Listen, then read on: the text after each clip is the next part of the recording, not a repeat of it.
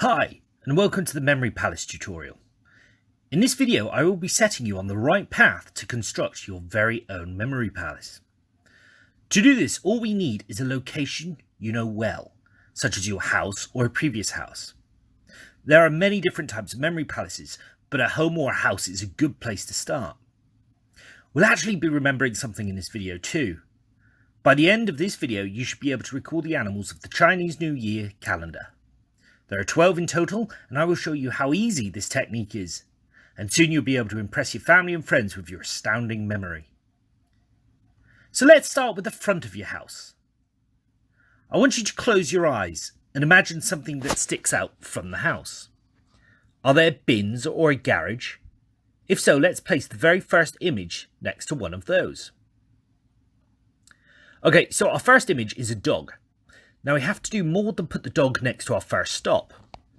We have to make the image memorable.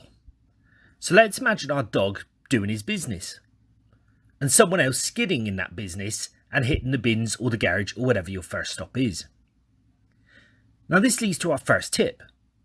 The trick to a good memory is to make the memory as memorable as possible, obviously. The way we do this is to make the image as politically incorrect or obscene as possible. As we go through this video, I want you to use my ideas, but I also want you to develop your own ideas, making sure that your images are such that you wouldn't mention them to your grandmother.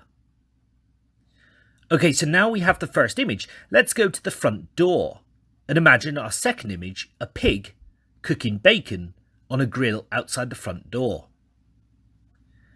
The fire from the grill almost sets the door alight. I want you to see the smoke and the flames from the grill. The trick here is to keep your eyes closed and really picture that scene. This leads to tip 2. You should be walking a straight path from the squatting dog to the front door and the pig. Now don't worry if at first you're going a little slow putting these images into place. It takes time to stretch the imagination. Now moving along our path, let's head into the house. Let's open the door, that's almost the light, walk in, and make our way to the lounge. We can place a couple of images. In our first one, we'll place a rat upon the sofa. Maybe the rat is watching TV and gnawing the furniture. Really picture that, and if necessary, change the image to make the rat more memorable by doing something even more bizarre or strange. The next image is an ox, and we'll place him by the window looking out into the world beyond. Maybe the horns are scratching the window panes and the ox is getting angry that he isn't allowed out. Take a few vital seconds to seal that image with all the powers of your imagination and add crucial details. Let's move on to the dining room. Let's imagine a rabbit being served up on the dinner table, or perhaps the rabbit is dancing upon the table.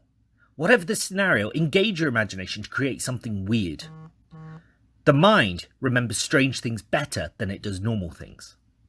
If I ask what you did last Wednesday, you may have some difficulty, but if someone vomited on your shoes last Wednesday, I'd bet you'd remember that much more easily and clearly. The next animal is a tiger. Perhaps this tiger is sat on one of the chairs around the table and is greedily licking his lips and looking at the rabbit on the table. Perhaps he's got a knife and fork. And that will link the two animals. Would you believe you're already halfway there? Now would be a great time to go back into your memory palace and observe the first stop you created. Do you see it? If you can't, if I said the word dog, I bet the image comes back easily. If so, you might need to add just a little more detail to really cement that image in.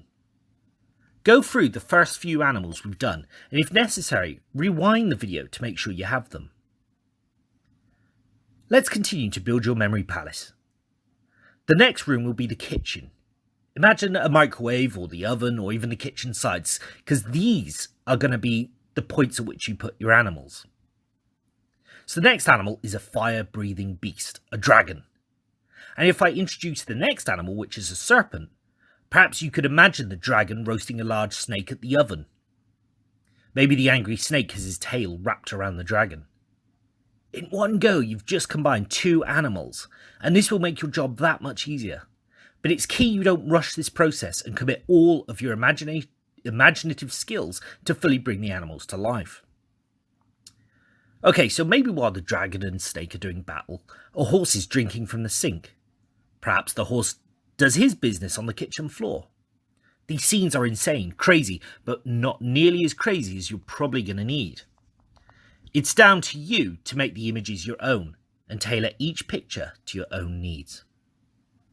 Believe it or not, we only have 3 animals left. Tip 4.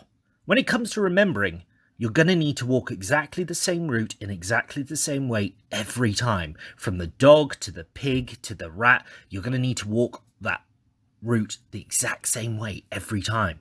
And this will make your powers of memory even more profound. Well, let's move to the bathroom.